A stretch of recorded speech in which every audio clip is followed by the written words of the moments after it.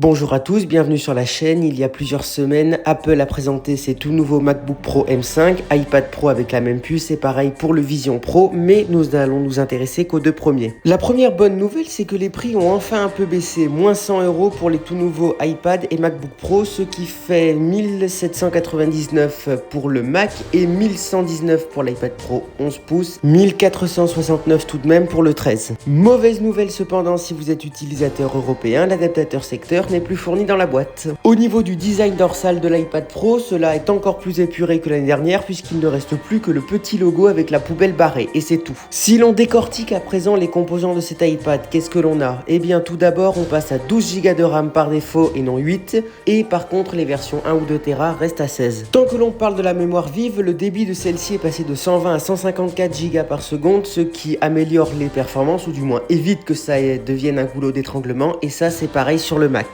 Au niveau du stockage interne, on passe de la norme PCI Express 4.0 à la 5.0, ce qui double théoriquement la vitesse du disque et ça semble être plus ou moins confirmé. Le nouvel iPad Pro, quant à lui, embarque la puce N1 qui gère Bluetooth 6 et Wi-Fi 7 et malheureusement le MacBook Pro ne l'embarque pas alors qu'il est plus cher, ce qui est un peu incompréhensible. Si vous vous posez la question, oui, vous allez bien payer le Mac plus cher que l'iPad pour des normes Wi-Fi un peu plus anciennes. Pour conclure sur les puces réseau, l'iPad Pro M5 embarque la puce C1X si jamais vous optez pour l'option cellulaire et elle semble plus rapide que ses consoeurs de l'année dernière. On va à présent s'intéresser au tout nouveau processeur qu'Apple a mis dans ses appareils, c'est-à-dire le M5. Sur la partie liée au calcul, on est à plus 11% en simple cœur et plus 15 environ sur l'iPad en multicœur et pour le Mac, on est plus autour de plus 12 à plus 21. Ce qui est totalement normal puisque le Mac a un système de refroidissement actif, un ventilo quoi. Cependant, attention, les utilisateurs signalent que le ventilateur est justement beaucoup plus audible que sur les générations précédentes en raison probablement de l'augmentation de la consommation maximum autorisée du CPU. Pour la partie graphique que l'on appelle le GPU, il y a également une augmentation, elle est environ de plus 35% sur le Mac et plus 40 environ sur l'iPad. C'est bien, mais on part déjà de tellement haut par rapport au logiciel que l'on utilise vous et moi que l'on ne remarquera probablement jamais la différence. En ce qui concerne la partie du processeur directement liée à l'intelligence artificielle, ce qu'on appelle le NPU, on a environ entre plus 9 et plus 15% de performance en plus sur les deux appareils. Là où ça devient très intéressant pour l'intelligence artificielle par contre, c'est que maintenant le GPU des puces M5 peuvent faire comme celui des A19, c'est-à-dire inclure des unités liées au calcul de l'IA.